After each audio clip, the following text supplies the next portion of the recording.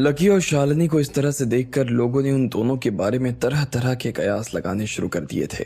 इधर शालिनी भी लकी को अपनी कंपनी में बुलाने के लिए परेशान हुई जा रही थी। लकी उससे पीछा छुड़वाना चाहता था और उसने उसके सामने किस करने की शर्त रख दी, लेकिन शालिनी ने भी उसकी बात मान ली और आखिर में उसे किस कर दिया। लकी को यह सब बिल्कुल भी ठीक नहीं लग रहा था और वो शालिनी को छोड़कर वहां से निकल गया। अब शालिनी का उसके पीछे जो भी हाल हो उससे कोई लेना देना नहीं था। इधर शालिनी उसे जाते हुए देख रही थी और ना जाने क्यों उसकी आंखें नम हो आई थी। इतने में वहां पूनम के पिता आ गए। उन्होंने शालिनी को देखा तो वो उसके पास आए और बोले, क्या हुआ बेटा, तुम रो क्यों रही हो? शालिनी ने उनकी बातों का कोई जवाब नहीं दिया और वहां से निकल गई। इतने में पूनम उनके पास आकर खड़ी हो गई और वो भी लकी को जाते हुए देख रही थी। चलो अच्छा हुआ, उसे शर्त का याद नहीं रहा और यहां से चला गया। उफ, पूनम ने गहरी सांस लेते हुए कहा। लेकिन इतने में पूनम के पिता ने उसे घूरते हुए देखा और कहा, ऐसा नहीं है कि वो एक बार चला गया है तो वापस नहीं आएगा। वो इस तरह का आदमी नहीं लगता है कि वो अपनी लगाई हुई शर्त भूल जाए। इसलिए बेहतर यही होगा कि तुम खुद उससे मिलने के लिए जाओ और उससे माफी मांग लो। बदले में उसे ये दे देना और कहना कि मैं 3 साल तक आपकी मेड बनकर नहीं रह पाऊंगी। पूनम के पिता ने फिर से उसे समझाते हुए कहा और उसके हाथ में काले रंग का छोटा सा डब्बा रख दिया। पूनम उस डब्बे को खोलकर देख रही थी। उसमें जो था उस पर पूनम की जैसे ही नजर पड़ी वो हैरान हो गई, लेकिन इस बारे में अपने पिता से उसने कोई बात नहीं की, ना ही वो कर सकती थी। इसलिए वो वहां से चली गई। लकी पटना के लिए रवाना हो गया था और पूनम भी उसके पीछे पीछे यूनिवर्सिटी आ गई थी। उसने लकी को बीच में रोका और उसके हाथ में वो काला बक्सा थमा दिया। पिछले 2 बार के मुकाबले इस बार पूनम का शांत रहना और लकी से तमीज से बात करना बहुत जरूरी था। वो शर्त हार चुकी थी और ऐसे में उसकी गर्दन इस बार लकी के हाथ में थी। ये क्या है?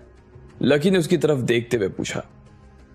ये मेरे पापा ने तुम्हारे लिए भेजा है। साथ में उन्होंने कहा है कि मैंने तुमसे शर्त लगाकर गलती की है और मुझे तुमसे शर्त नहीं लगानी चाहिए थी। उन्होंने रिक्वेस्ट की है कि अब उनकी उम्र बढ़ती चली जा रही है और वो मुझे इस हाल में खोना नहीं चाहते हैं। मैं अभी 3 साल तक अपनी डॉक्टरी छोड़कर तुम्हारी मेड बनकर नहीं रह सकती हूँ, इसलिए मैं तुम्हें अपना ये घर उस शर्त के बदले में देना चाहती हूँ।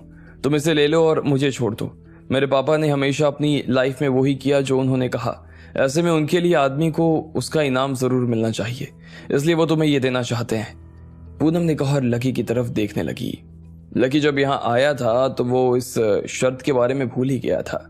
उसने जोश जोश में पूनम से शर्त लगाई जरूर थी, लेकिन वो सिर्फ इसलिए क्योंकि वो उस आदमी को ठीक करना चाहता था और उसे पता था कि पूनम इस काम में अड़ंगा लगा सकती है। लेकिन अब जब पूनम सामने से ही उसके सामने आ गई तो उसे बड़ी हैरानी हो रही थी। अब तुम यहाँ आ गए हो तो पापा का कहना है कि ये कॉटेज तुम्हें मिल जाना चाहिए, पूनम ने कहा।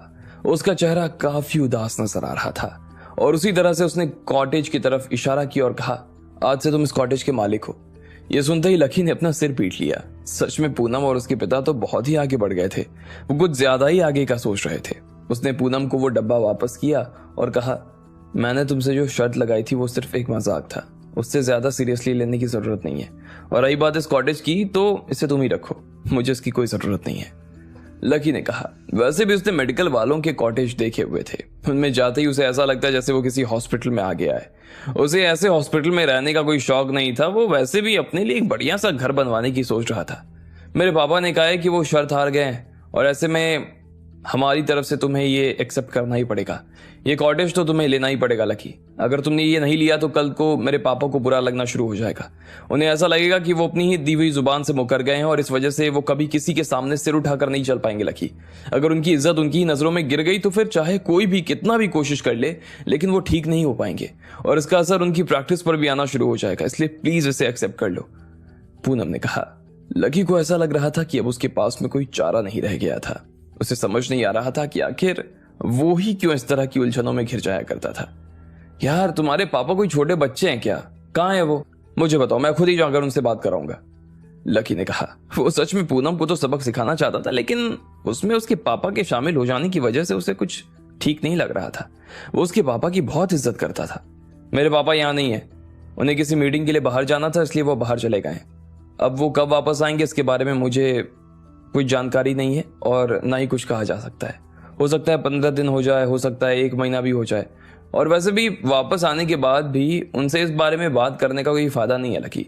वो आएंगे और उन्हें पता चलेगा कि तुमने कॉटेज नहीं लिया है तो वो सीधा मुझे तुम्हारे घर पर 3 साल के लिए मेड बनाकर भेज देंगे और मैं भी उन्हें मना नहीं कर पाऊंगी, इसलिए प्लीज इसे ले लो।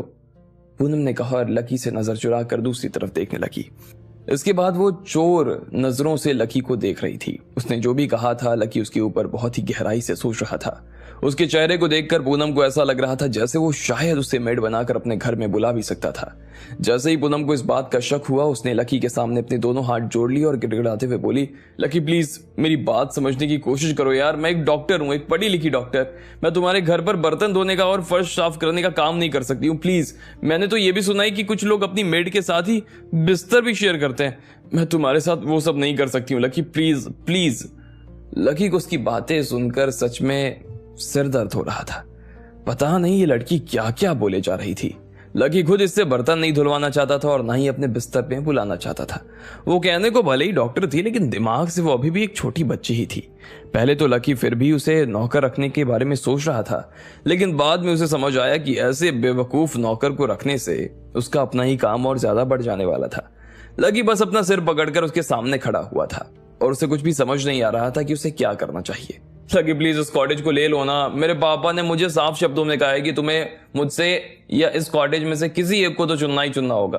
तुम्हारे पास में अभी कोई चारा नहीं, इसलिए प्लीज अब तुम मेरे साथ रहना चाहते हो या इस कॉटेज को रखना चाहते हो ये तुम्हारे ऊपर है।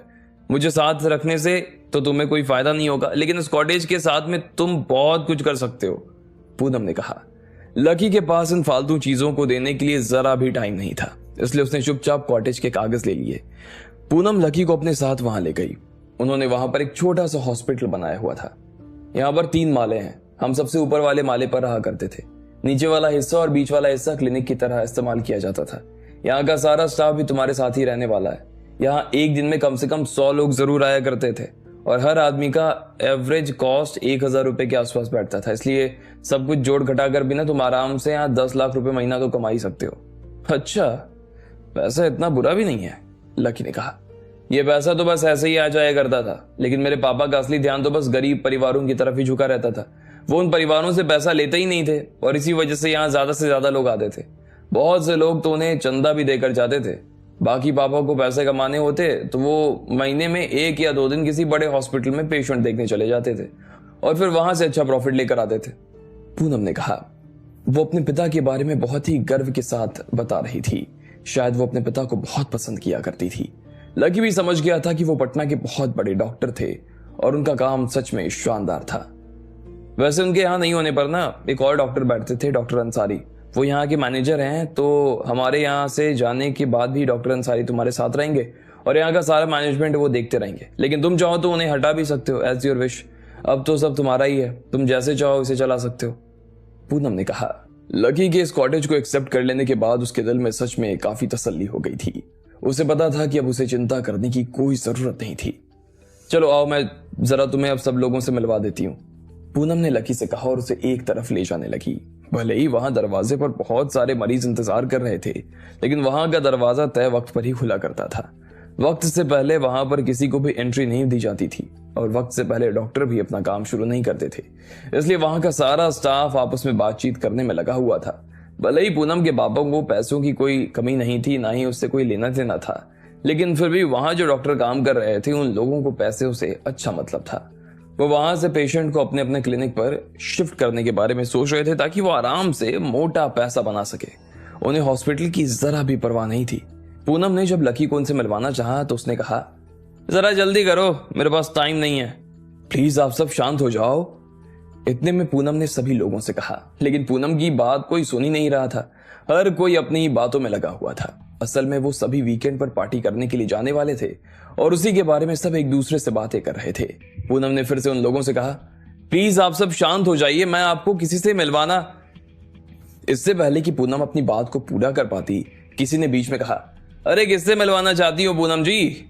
वो एक महिला डॉक्टर थी और पूनम से बड़ी लग रही थी। उसने लगभग पूनम को डांटते हुए कहा, हम लोग कुछ जरूरी बातें कर रहे हैं और तुम इस वक्त यहाँ क्या कर रही हो?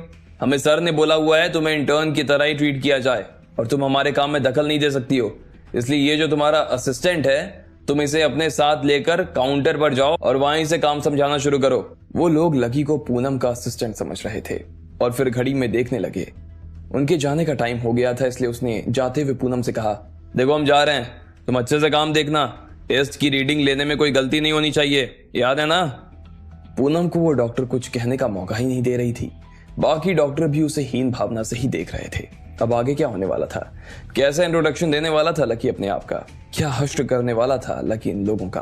आपको क्या लगता है, क्या होंगे इन सभी सवालों के जवाब?